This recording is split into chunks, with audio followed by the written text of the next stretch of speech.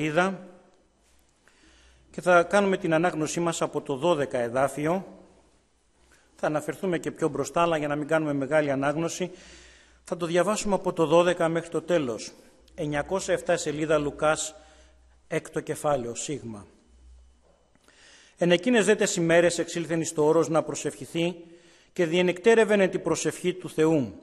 Και ότε έγινε η μέρα έκραξε τους μαθητάς αυτού και εξέλεξεν εξ αυτών 12, τους οποίους και ονόμασε Αποστόλους.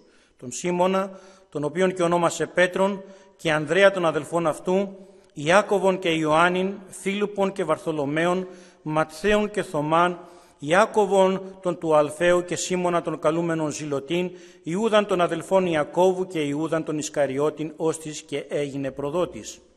Και καταβάσμετα αυτόν εστάθη επιτόπου παιδινού και παρήσαν όχλος μαθητών αυτού και πλήθος πολύ του λαού από πάσης Ιουδαίας και Ιερουσαλήμ και της παραλίας Τύρου και Σιδώνος, ή την εσύθελον διανακούσωσιν αυτόν και να ιατρευθώσει από τον νόσον αυτόν. Και οι ενοχλούμενοι υποπνευμάτων ακαθάρτων και θεραπεύοντο. Και πάσο όχλος εζήτη να εγγίξει αυτόν, διότι δύναμης εξήρχετο παρά αυτού και ιάτρευε πάντας. Και αυτός, σηκώσας τους οφθαλμούς αυτού εις τους μαθητάς αυτού, έλεγε: «Μακάρι σεις η πτωχή, διότι η μετέρα είναι η βασιλεία του Θεού. Μακάρι οι πεινώντες τώρα, διότι θέλετε χορταστεί. Μακάρι οι κλαίοντες τώρα, διότι θέλετε γελάσει. Μακάρι είστε όταν σας μισήσωσι οι άνθρωποι και όταν σας αφορήσωσι και ονειδήσωσι και εκβάλωσι το όνομά σας ως κακόν ένεκεν του Υιού του ανθρώπου. Χαίρετε εκείνη την ημέρα και σκυρτήσατε, διότι δού ο μισθός σας είναι πολύς εν το ουρανό, επειδή ούτως έπρατον εις τους προφήτας οι πατέρες αυτών. Πλην, ουέ εις εσάς τους πλουσίους, διότι απειλάυσατε την παρηγορίαν σας. Ουέ εσάς οι και χορτασμένοι, διότι θέλετε πεινάσει. Ουέ εις εσάς οι γελώντες τώρα, διότι θέλετε πενθήσει και κλάψει. Ουέ εις εσάς όταν πάντες οι άνθρωποι σας εφημίσωσι, διότι ούτως έπρατον εις τους ψευδοπροφήτες οι πατέρες αυτών. Αλλά προς εσάς τους ακούοντας λέγω: αγαπάτε τους εχθρούς σας, αγαθοποιείτε εκείνους ήτινες σας μισούσι, ευλογείτε εκείνους ήτινες σας καταρώνται και προσεύχεστε υπέρ εκείνων ήτινες σας βλάπτουσι. Εις το τύπτοντα επισέτηση αγώνα πρόσφερε και την άλλη, και από του αφαιρούντος το ημάτιον σου μη εμποδίσεις και τον χιτώνα. Εις πάντα δε τον ζητούντα παρασού δίδε, και από του αφαιρούντος τα σα μη απέτη. Και καθώς θέλετε να πράττωσι σε εσάς οι άνθρωποι, και εσείς πράτετε ομοίως εις αυτούς. Και αν αγαπάτε τους αγαπώντας σας, ποια χάρις χρεωστείτε εις εσάς, διότι και η αμαρτωλή αγαπώσει τους αγαπώντας αυτού. Και αν αγαθοποιείτε τους αγαθοποιούντας σας, ποια χάρις χρεωστείτε εις εσάς, διότι και η αμαρτωλή το αυτό πράττουσι. Και αν δανείζετε εις εκείνους παρόν ελπίζετε πάλι να λάβετε, ποια χάρις χρεωστείτε εις εσάς, διότι και οι αμαρτωλοί εις αμαρτωλούς δανείζωσι διαναλάβωσι πάλιν τα ίσα. Πλην αγαπάτε τους εχθρούς σας και αγαθοποιείτε και δανείζετε μηδεμίαν απολαβήν ελπίζοντες, και θέλει είστε ο μισθός σας πολύς, και θέλεστε είστε ή του υψίστου, διότι αυτός είναι αγαθός προς τους αχάριστους και κακούς. Γίνεστε λοιπόν εκτήρμονες, καθώς και ο πατήρ σας είναι εκτήρμον. Και μην κρίνετε και δεν θέλετε κριθεί. Μην καταδικάζετε και δεν θέλετε καταδικαστεί. Συγχωρείτε και θέλετε συγχωρηθεί. Δίδετε και θέλει δοθεί σε εσάς μέτρων καλών, πεπιεσμένων και εγκεκαθισμένων και υπερεκχυνόμενων θέλει σου δώσει στον κόλπο σας, διότι με το αυτό μέτρο με το οποίο μετρείτε θέλει αντιμετρηθεί σε εσάς. Είπε δε παραβολήν προς αυτούς: μήπως δύναται τυφλός να οδηγεί τυφλών? Δεν θέλουσι πέσει αμφότερη εις βόδρον? Δεν είναι μαθητής ανώτερος του διδασκάλου αυτού? Πας δε τελειοποιημένος θέλει είστε όσο διδάσκαλος αυτού. Και γιατί βλέπεις το ξυλάριον το εν το οφθαλμό του αδελφού σου, τι δεν δοκών την εν το ιδίο σου οφθαλμό δεν παρατηρείς? Ή πως δύνασαι να λέγεις προς τον αδελφό σου: αδελφέ, άφες να εκβάλω το ξυλάριον το εν το οφθαλμό σου, ενώ εσύ δεν βλέπεις την δοκόν την εν το οφθαλμό σου?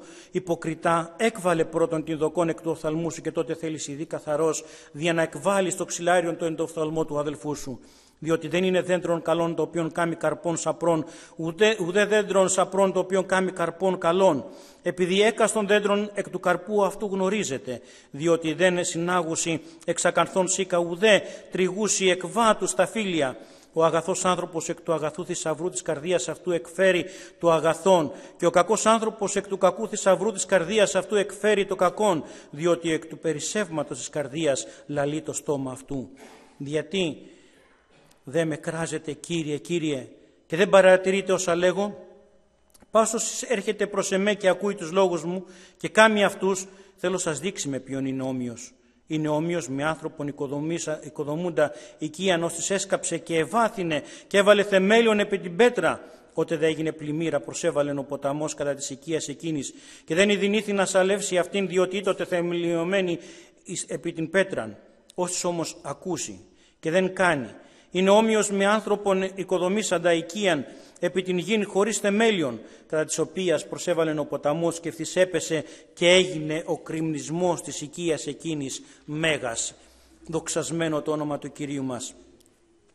Τι όμορφος ο λόγος του Κυρίου μας, αδελφοί, και τι ωραία η διδασκαλία και η διδαχή που μας έχει αφήσει ο Κύριος μας. Εδώ πέρα είναι στο ξεκίνημα της διακονίας του ο Κύριος μας. Εδώ πέρα βλέπουμε πώς έχει ξεκινήσει το έργο του, όμως θέλω να προτρέξουμε λίγο πιο μπροστά και να δούμε. Έχει ξεκινήσει ο Κύριος να συλλέγει τους μαθητές του, έχει ξεκινήσει να κάνει θαυμάσια και μεγαλεία, όπως μας αναφέρουν 2 κεφάλαια λίγο πιο μπροστά. Βλέπουμε ότι από πίσω από τον Κύριο τον ακολουθεί όχλος πολλής. Κοιτάξτε να δείτε τώρα, υπάρχουν τόσο ωραίες λεπτομέρειες. Τον ακολουθούσαν γιατί ο κάθε ένας ακολουθούσε τον Κύριο γιατί είχε κάποιο συμφέρον. Άλλος ήθελε να μάθει κάτι, άλλος ήθελε να θεραπευθεί και άλλος όμως, αδελφοί, και το σπουδαιότερο ήταν αυτός που ήθελε να σωθεί. Αυτός που ήθελε να μάθει τη σοφία που αφήνει ο λόγος του Κυρίου, και αυτό ισχύει και για σήμερα, αδελφοί. Σήμερα πολλοί κόσμος ακούει και μάλιστα και πολλοί κόσμος διδάσκει το λόγο του Κυρίου. Πολλοί κόσμος θέλει να ακολουθήσει το λόγο του Κυρίου και πολλοί ακολουθούν όμως ο κάθε ένας κατά το συμφέρον της καρδιάς του. Και έρχεται ο Κύριος σήμερα, αδελφοί, να μας καλέσει και μας και να μας ρωτήσει, να μας κάνει μια προσωπική ερώτηση και να μας πει: εσύ πού ανήκεις, παιδί μου? Ανήκεις στην τάξη των μαθητών ή ανήκεις στην τάξη του όχλου? Εσύ από μένα τι ζητάς σήμερα να λάβεις? Ποιο είναι το συμφέρον σου? Τι έχεις μάθει όλον αυτό τον καιρό που μελετάς το λόγο, που ακούς, που προσέχεις μέσα από τη διδασκαλία τη δική μου, έτσι ώστε να μπορέσεις, ο κάθε ένας από εμάς ξεχωριστά είναι ο λόγος αυτός του Κυρίου μας, αδελφοί, να μπορέσεις να ταυτίσεις το συμφέρον σου με το λόγο μου. Τι ζητάς, λέει ο Κύριος σήμερα? Ζητάς να σε θεραπεύσω? Καλό πράγμα ζητάς, εντάξει, παρακάτω. Τι ζητάς? Να ακούσεις και να μάθεις και να αποκτήσεις έναν φιλοσοφικό λόγο να έχεις να λες και στους άλλους? Εντάξει, και αυτό δεν είναι κακό, αλλά δεν αρκούν όμως αυτά. Αυτά τα πράγματα δεν είναι αυτά που θα μπορέσουν να σε οδηγήσουν και να σε τοποθετήσουν μέσα στη βασιλεία των ουρανών. Εγώ, λέει, θέλω σήμερα να είσαστε οι μαθητές μου. Αυτοί που ακούτε τα λόγια, αλλά υπάρχει και μία συνέχεια, όπως διαβάσαμε και θα το αναφέρουμε και παρακάτω. Όχι μόνο ακούω το λόγο του Κυρίου, αλλά αυτόν το λόγο που ακούω έρχομαι να ταχθώ, να υποχρεωθώ, μπορώ να φέρω και αυτή την έκφραση, να τα κάνω και πράξη στη ζωή μου.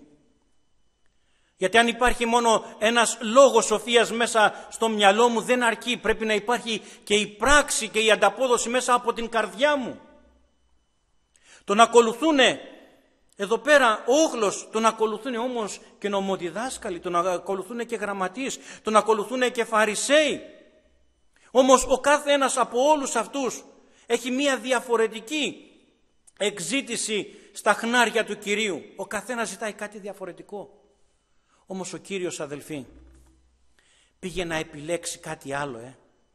Δεν πήγε μπροστά σε ένα φαρισαίο και να του πει: έλα εδώ να σε κάνω μαθητή μου. Δεν πήγε σε ένα γραμματέα και να του πει: έλα εδώ τώρα εσύ, ακολούθησέ με. Πήγε στους τελώνες, αδελφοί. Πήγε στους αμαρτωλούς. Πήγε στους ψαράδες. Άραγε ο Κύριος, αδελφοί, μέσα από όλους αυτούς τους ανθρώπους που επέλεξαν να τον ακολουθήσουν, τι διέκρινε? Διέκρινε μια καρδιά αγνή, μια καρδιά καθαρή, μια καρδιά που ήθελε, αδελφοί, να ακολουθήσει τον Κύριο. Τώρα, μέσα στα αυτά τα ονόματα που θα αναφέρουμε και που διαβάσαμε, αδελφοί, ας βάλει ο κάθε ένας το όνομά του. Αδελφοί, μεγάλο προνόμιο απολαμβάνουμε σε αυτή τη ζωή, γιατί ήρθε ο Κύριος να μας καλέσει με το όνομά μας.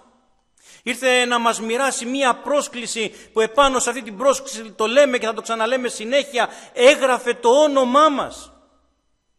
Μη γίνει το, αδελφοί, εγώ να μην δεχθώ αυτή την πρόσκληση. Μη γίνει το, αδελφοί, εγώ να ξεκλίνω μέσα από αυτόν τον λόγο του Κυρίου. Προσεύχομαι, γονατίζω και λέω, Κύριε, δίνε μου τη δύναμη να μπορέσω εγώ να εκτελώ τα λόγια. Αυτός ο λόγος είναι η διδασκαλία που άφησε ο Κύριος μας. Πώς θα ακολουθήσω το δρόμο μου? Μπορεί να πει κανείς, εγώ δεν ξέρω, Κύριε, πώς να σε ακολουθήσω. Τι πρέπει να κάνω, Κύριε? Όπως πήγε αυτός ο πλούσιος ο νεανίσκος και λέει, Κύριε, θέλω να σε ακολουθήσω. Και πολλοί κόσμος φωνάζει και λέει, ναι, Κύριε, θέλουμε να σε ακολουθήσουμε. Κάπου βαθιά μέσα στο υποσυνείδητο, γιατί μέσα μας, αδελφοί, βράζει μία ψυχή η οποία είναι το φύτευμα του Κυρίου.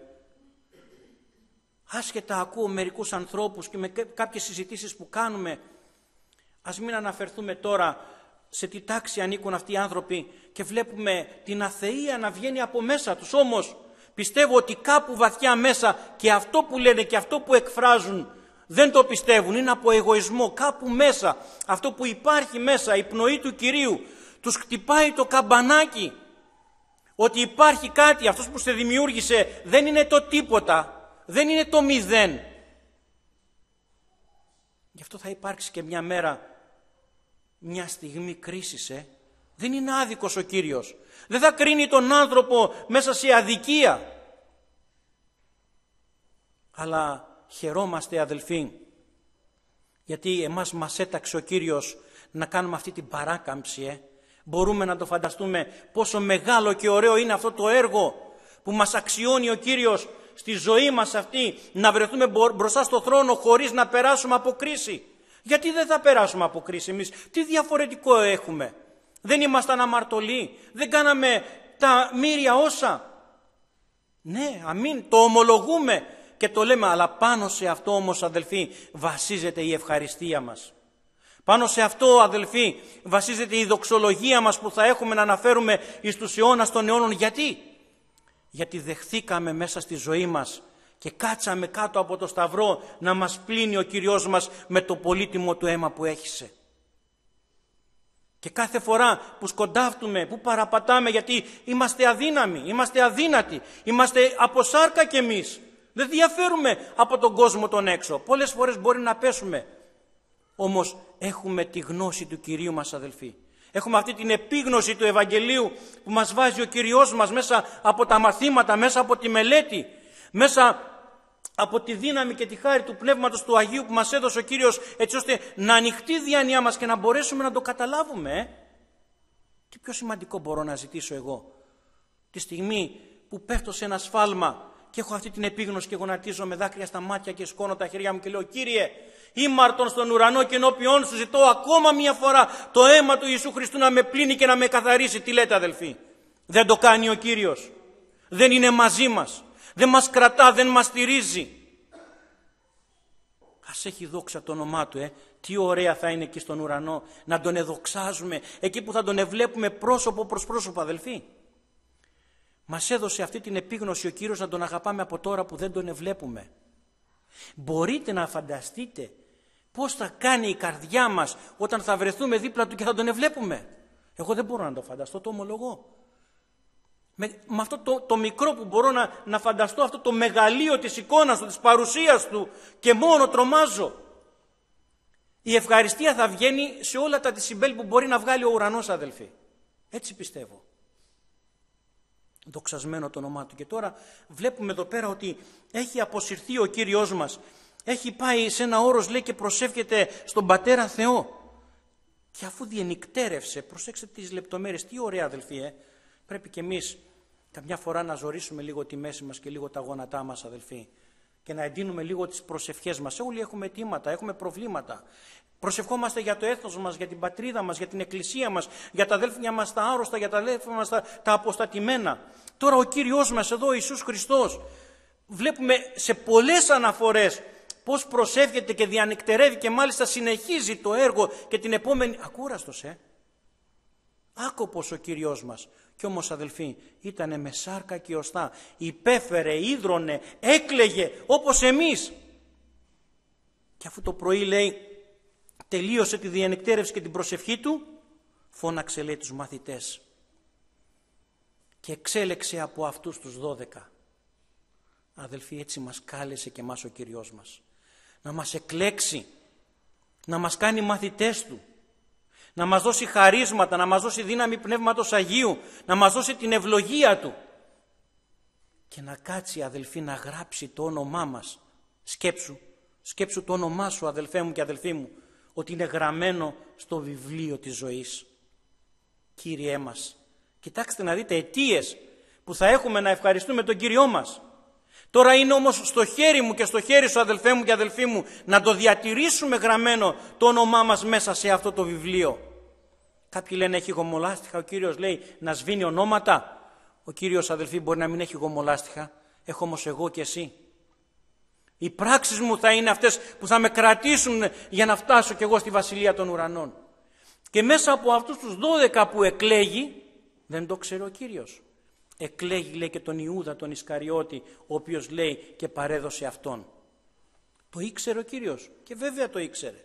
Όμως γιατί έγινε αυτή η εκλογή, μπορούσε να τον επαραμερίσει, γιατί από ό,τι βλέπουμε και καταλαβαίνουμε εδώ πέρα ήταν πολύ περισσότεροι από αυτούς τους 12 εκεί που ακολουθούσαν τον Κύριο και που μπορούσαν να γίνουν μαθητές Του. Όμως υπήρχε ένα έργο που έπρεπε να γίνει, αδελφοί. Και τώρα θέλω να ρωτήσω, και πρώτα εμένα, ναι. Ο Κύριος ήξερε το έργο και έπρεπε να εκτελεστεί. Στη ζωή μας δεν υπάρχει ένα έργο. Δεν υπάρχει μία πορεία. Εάν μου συμβαίνει κάτι, μία αναποδιά, μία ασθένεια, μία δυσκολία οικονομική ή οτιδήποτε άλλο, δεν είναι μέσα στο έργο του Κυρίου. Δεν το έχει προβλέψει ο Κύριος. Ο Κύριος δεν το έχει αναλάβει, δεν το έχει δει, δεν το γνωρίζει. Γιατί λοιπόν εγώ να ολιγοπιστήσω? Γιατί εγώ να κάνω κάποια βήματα προς τα πίσω?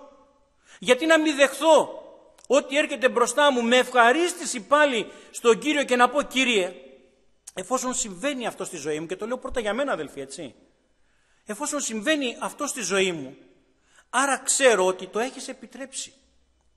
Άρα το γνωρίζω πολύ βαθιά μέσα στην καρδιά μου, ότι όχι μόνο το γνωρίζεις, αλλά έχεις γραμμένο και το τέλος.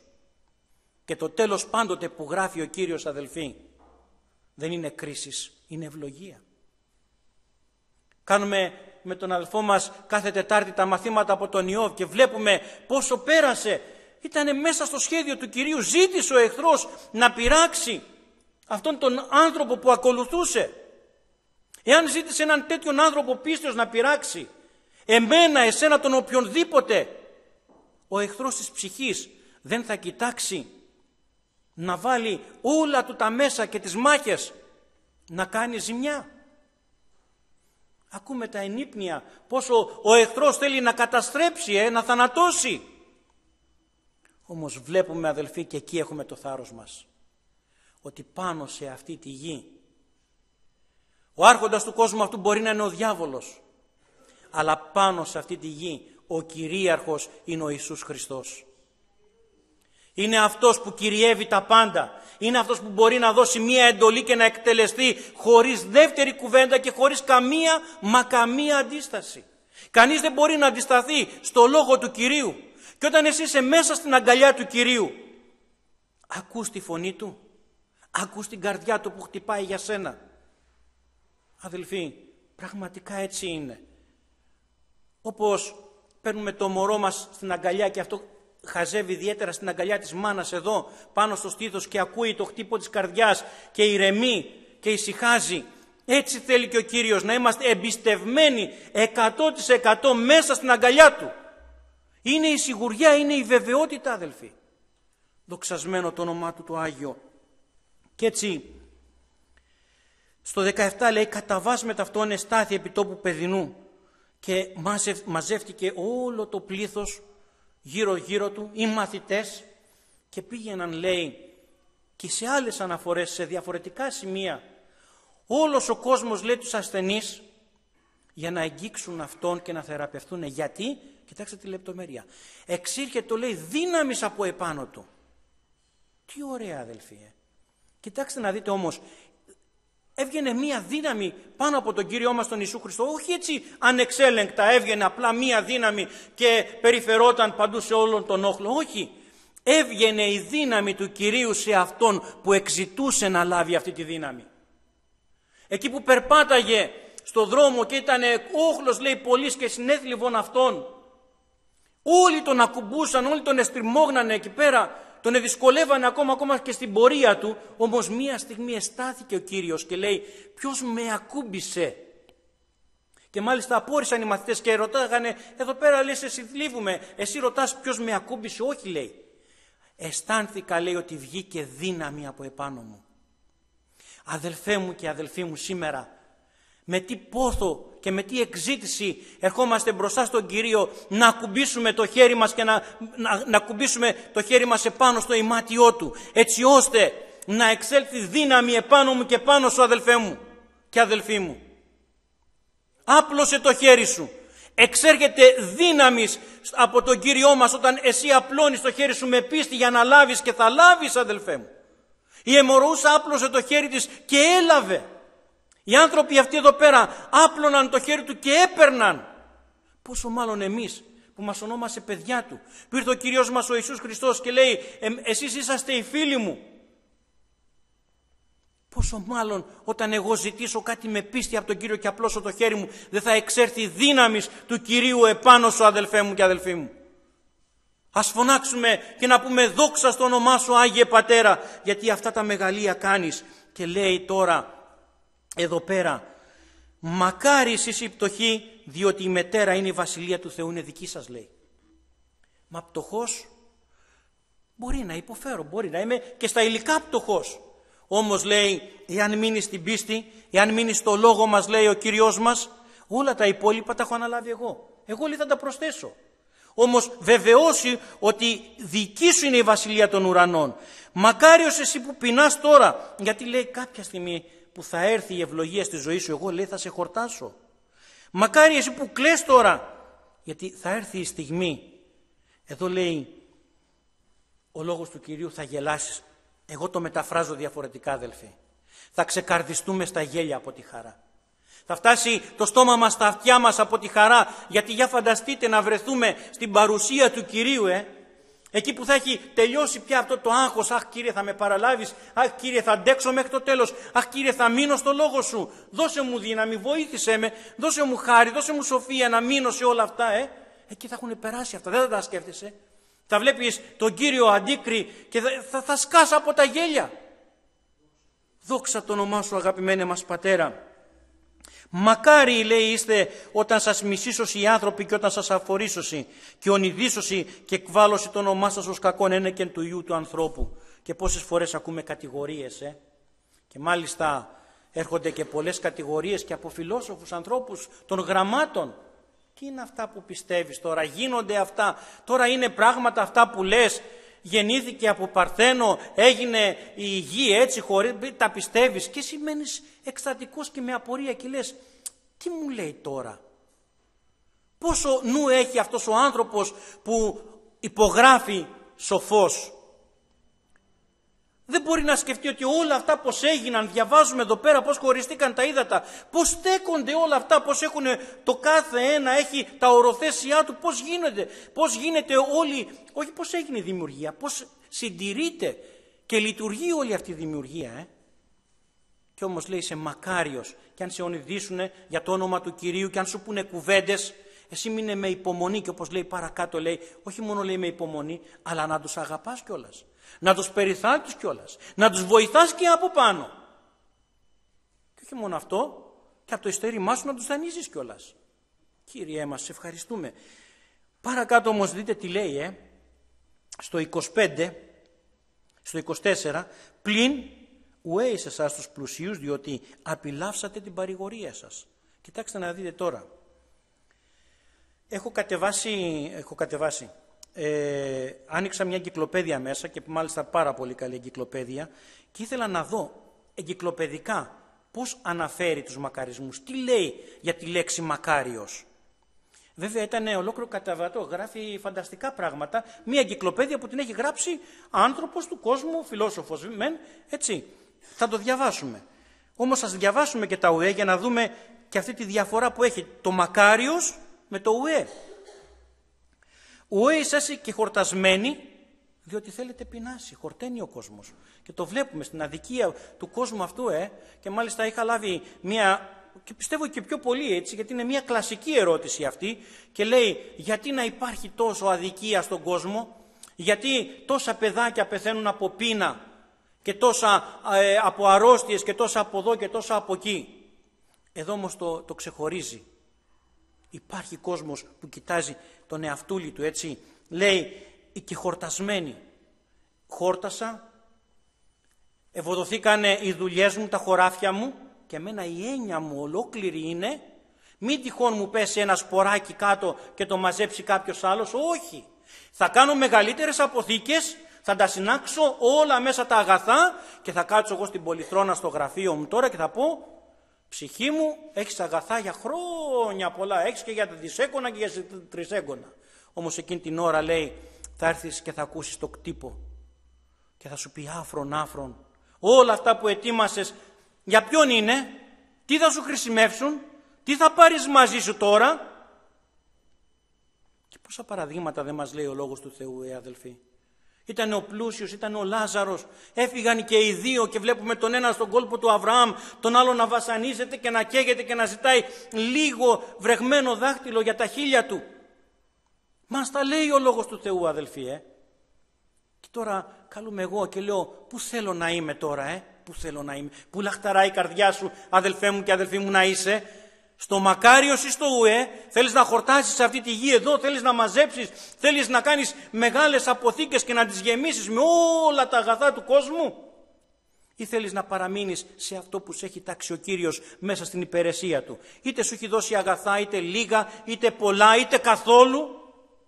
Σου έχει δώσει το μεγαλύτερο αγαθό που μπορείς να απολαύσεις σε αυτή τη γη που θα το πάρεις μαζί σου στον ουρανό. Είναι η αιώνια ζωή. Είναι η σωτηρία. Να το μεγαλύτερο δώρο που απολαμβάνει ο άνθρωπος, αδελφοί.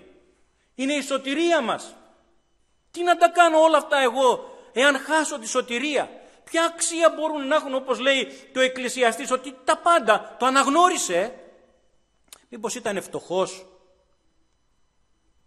Ο Σολομώντας είχε ό,τι ήθελε, ό,τι ζήταγε, η καρδιά του το είχε. Όμως αναγνώρισε, αδελφοί, ότι όλα είναι μία ματαιότητα. Δεν πρόκειται να πάρω τίποτα μαζί μου, το μόνο που θα πάρω είναι να αφήσω το σώμα εδώ και να παραδώσω την ψυχή μου σε αυτόν που του ανήκει. Θα την πάρει ή θα την αφήσει κάτω. Αυτό έχει αξία. Γι' αυτό αγωνιζόμαστε. Γι' αυτό θέλουμε να μείνουμε μέσα στο Λόγο του Θεού και στην υπακοή και στην υποταγή του Λόγου του Θεού. Και κοιτάξτε να δείτε τι γράφει τώρα η εγκυκλοπαίδεια. Οι μακαρισμοί εκφράζουν ένα πρόγραμμα ζωής για κάθε χριστιανό και ταυτόχρονα μια πρόσκληση για μετάνοια που απευθύνεται σε όλους τους ανθρώπους. Με άλλα λόγια, οι μακαρισμοί περιγράφουν τις προϋποθέσεις για τη συμμετοχή στη Βασιλεία του Θεού και από αυτήν την άποψη έχουν όχι μόνο προσωπική αλλά και κοινωνική διάσταση. Γι' αυτό τόσο ο Ματθαίος όσο και ο Λουκάς τοποθετούν τους μακαρισμούς στην αρχή της αντίστοιχης ομιλίας του Χριστού. Είναι δε χαρακτηριστικό ότι ο Χριστός δεν εκφωνεί τους μακαρισμούς γενικά και αόριστα, αλλά τους απευθύνει ευθέως στο πλήθος των ακροατών του. Και κοιτάξτε τη συνέχεια. Αυτό γίνεται εμφανέστερο στο κατά Λουκάν Ευαγγέλιο, όπου τους μακαρισμούς ακολουθούν αντίστοιχα εναντίον εκείνων που θεωρούνται ευτυχείς με ανθρώπινα κριτήρια και οι οποίοι ως εκ τούτου δεν έχουν καμία θέση στη μέλουσα βασιλεία. Άνθρωποι τα γράφουν. Σοφοί. Δεν υπάρχει σε αυτόν τον άνθρωπο που κυνηγάει τη φιλοδοξία, τη δόξα πάνω σε αυτή τη γη. Να περάσω εγώ καλά. Όμως παρακάτω έρχεται ο Κύριος μας και συνεχίζει. Αλλά προς εσάς τους ακούοντας λέγω. Και αρχίζει από κάτω και λέει αγαπάτε. Το αγαπάτε θα το συναντήσουμε πολλές φορές μέσα στο λόγο του Κύριου, αδελφοί. Μας το λέει ξεκάθαρα ο λόγος του Κυρίου. Μας το λένε οι Απόστολοι. Μας το λέει, αν διαβάσουμε και το 13ο κεφάλαιο στους Κορινθίους, βλέπουμε τι γράφει ο Απόστολος ο Παύλος, έτσι. Τίποτα, λέει, δεν έχει καμία αξία, ό,τι και να έχω. Ο καλύτερος να θεωρούμε ακόμα και μέσα στην Εκκλησία. Και θαύματα να κάνω και τα πάντα να έχω. Αυτό το μικρό πραγματάκι, αν λείπει μέσα από τη ζωή μου, μέσα από την καρδιά μου, δεν έχω καμία θέση στον ουρανό. Γιατί, για δείτε αδελφοί, ότι όλα, κάθε μου πράξη, κάθε μου κίνηση εξαρτάται από την αγάπη. Πώς θα σε δω στα μάτια, αδελφέ μου και αδελφέ μου? Μόνο με το βλέμμα. Ξέρεις αν πηγάζει μέσα από την καρδιά μου αγάπη ή όχι. Το γνωρίζει ο Κύριος. Θα σε δω γιατί πρέπει να σε δω και να το περάσω τυπικά. Δεν έχει καμία αξία. Το ότι άπλωσα το χέρι μου να σε χαιρετήσω, επειδή είμαι υποχρεωμένος να σε χαιρετήσω, δεν έχει καμία αξία, καμία απολαβή.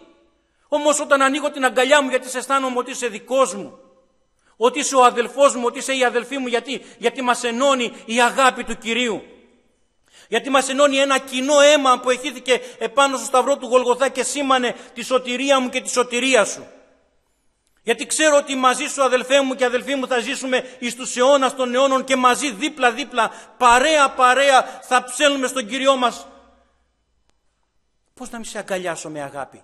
Εάν μου λείπει εμένα αυτό το στοιχείο, τι δουλειά έχω εγώ μετά με εσάς στην κατάταξη του ουρανού?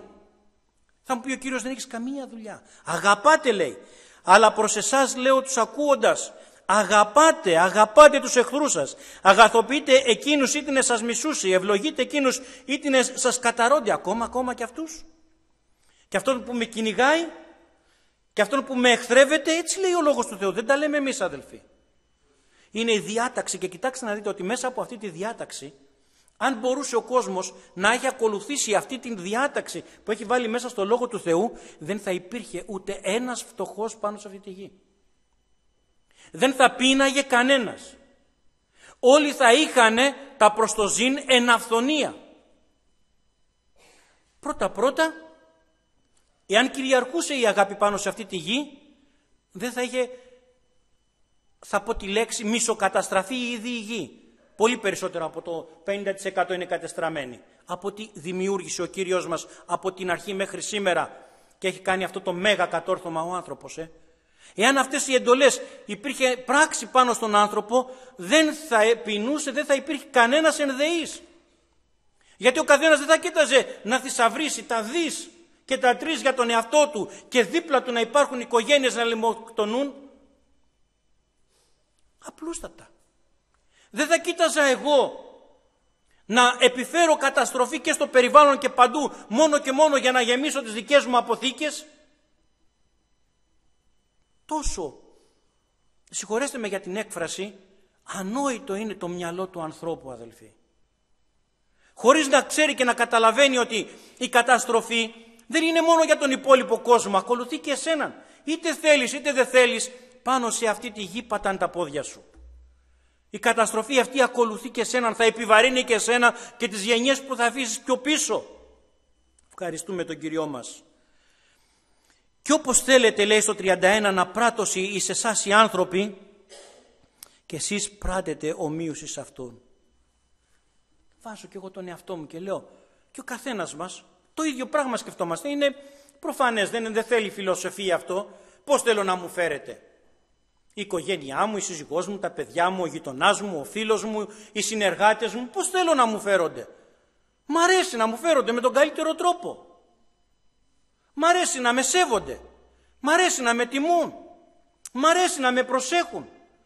Μ' αρέσει όταν έχω μία ανάγκη, ένα πρόβλημα, να αισθανθώ το χέρι του διπλανού μου να με κρατάει και να με στηρίζει.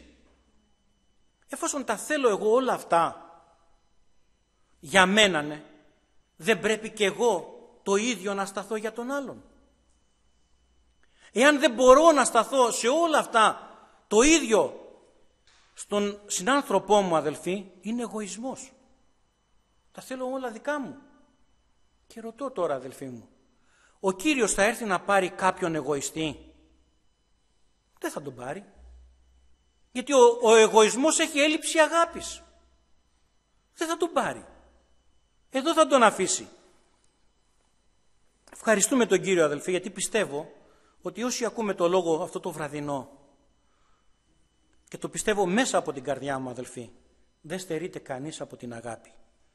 Γιατί αν δεν αγαπάγαμε, αδελφοί, δεν θα στεκόμαστε κάτω από το λόγο του Κυρίου. Εάν δεν αγαπάγαμε, αδελφοί, δεν θα είχαμε αυτή την κοινωνία που έχουμε αυτό το βραδινό. Και εμείς και όλοι όσοι δεν μπορούν να έρθουν και ακούνε το λόγο του Κυρίου και μένουν σε Αυτόν. Γίνεστε λοιπόν ικτήρμονες, λέει ο Κυριός μας, καθώς και ο πατήρ σας είναι ικτήρμον. Να το παράδειγμα. Ποιο παράδειγμα θα πάρω?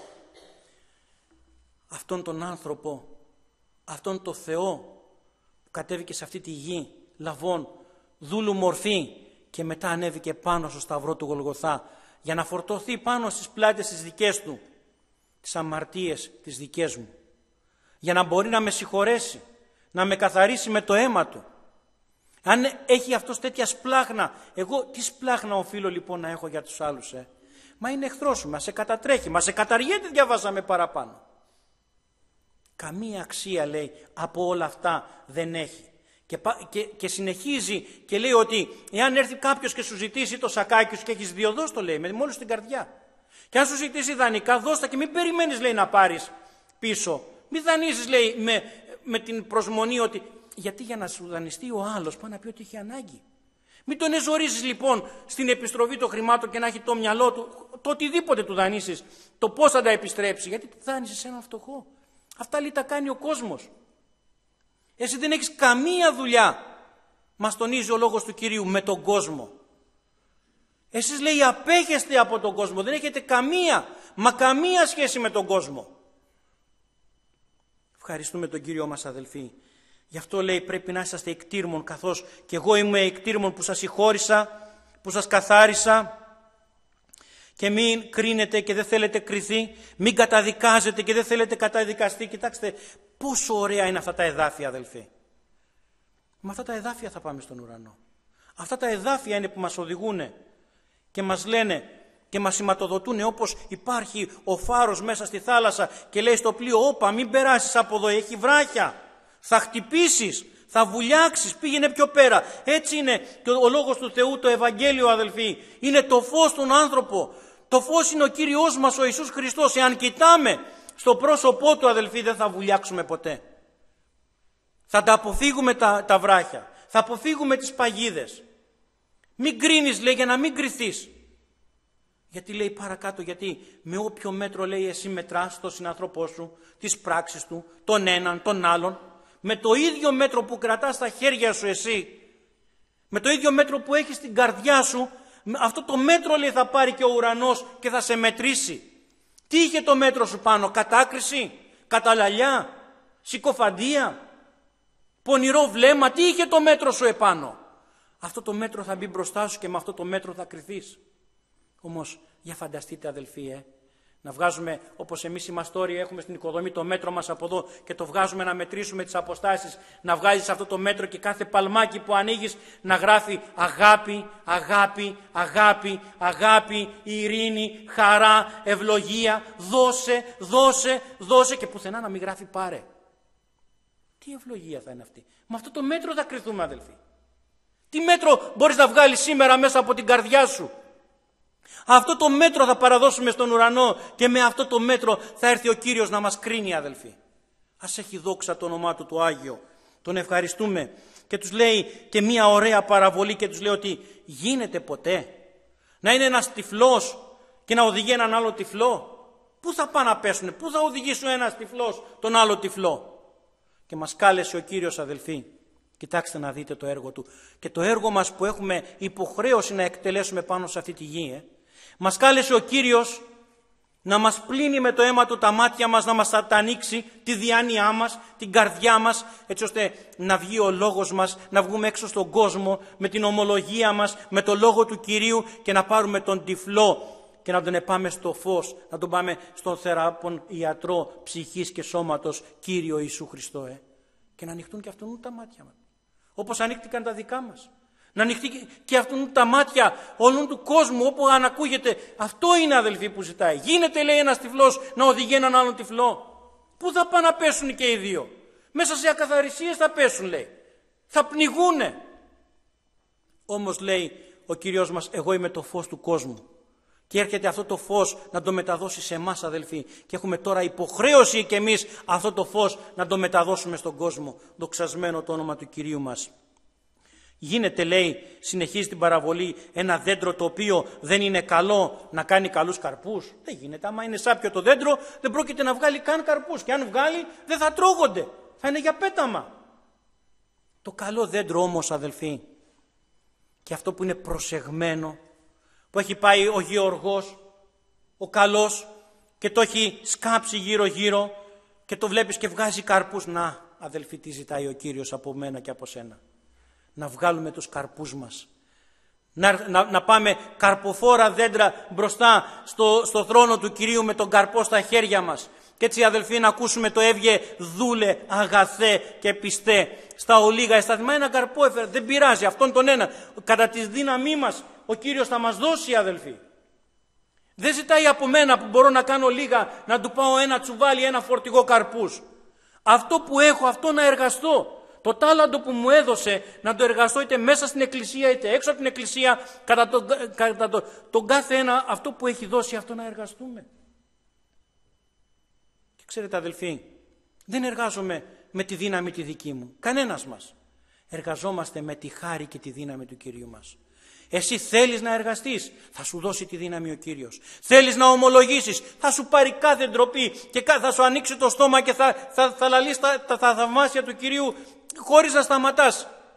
Αυτό είναι η εργασία που θέλει ο Κυριός μας, έτσι, να μπορέσει και ο έξω τυφλός να δει το φως του.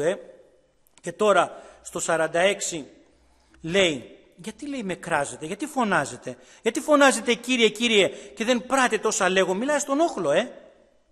Θα σας πω εγώ, λέει. Πας ώστις έρχεται προς εμέ και ακούει τους λόγους μου και κάμει αυτού, θέλω να σας δείξει με ποιον είναι όμοιος. Αυτός που ακούει τώρα το λόγο, αυτός που έδωσε προσοχή στο λόγο μου, αυτός που με ακολουθούσε από πίσω, αλλά δεν είχε τη θέση του στη λέξη όχλος, είχε τη θέση του στη λέξη μαθητές. Είχε το όνομά του στη λέξη ζηλωτής, ακόλουθος Κυρίου. Και εμείς, αδελφοί, θέλουμε να τα έχουμε όλα αυτά. Να είμαι μαθητής, να είμαι ζηλωτής, να είμαι ακόλουθος, να μην σταματάω την πορεία μου. Με τίποτα, όσο και να φαίνεται ότι υπάρχει ένα μεγάλο εμπόδιο μπροστά μου, να ξέρω ότι είναι ψεύτικο, δεν είναι αληθινό. Δεν είναι αληθινό. Βλέπουμε τον Κύριό μας να περπατά πάνω στα κύματα και να προστάζει κατά παράκληση του Πέτρου να περπατήσει. Ήταν αληθινά τα κύματα. Μπορεί να φώναζε ο άνεμος, τα κύματα να σηκώνανε, αλλά όταν πατήσεις επάνω στο πρόβλημα, αδελφέ και αδελφοί μου, με πίστη, να ξέρεις ότι το πρόβλημα μηδενίζει. Το νερό, το υγρό στοιχείο θα γίνει στερεό και θα περπατήσεις επάνω από αυτό το πρόβλημα. Θα περάσεις το πρόβλημα από επάνω και όχι από κάτω. Ευχαριστούμε τον Κύριό μας. Είναι όμοιος, λέει, με άνθρωπο ο οποίος, μ' αρέσει πολύ αυτή η λεπτομέρεια στο Λουκά, στο πρώτο σκέλος, και στο δεύτερο σκέλος μ' αρέσει η λεπτομέρεια στο Ματθαίο.